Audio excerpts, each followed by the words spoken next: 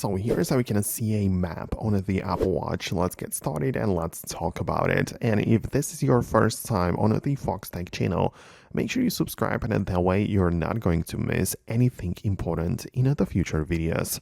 Okay, so what I'm trying to say here is that there are apps on the Apple Watch which are like maps, right? For example, you might see that we have the Google Maps application and also the Apple Maps, right? But those two work completely differently. For example, the Google Maps is technically a map application, but it only works on the Apple Watch by giving you directions when you start navigation on the iPhone, right? So you start the navigation directly on your phone, and you're going to get all of these step-by-step directions on the wrist, which might be useful, and it's a great app, obviously, but you don't really get to see and browse like a map on the Apple Watch.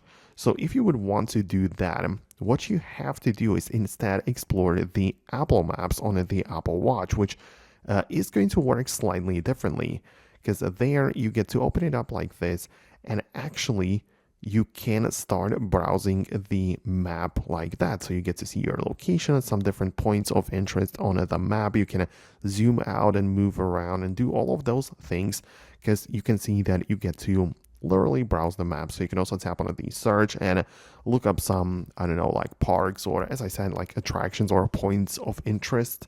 So that's what you can do, and it's actually a little bit better than the Google Maps, because there they didn't decide to give you the full ability to like browse the map. But like, that's it.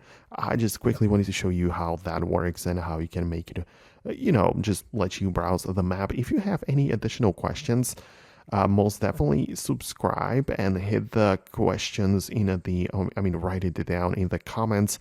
Subscribe for more, and I'll see you later in the upcoming videos as well.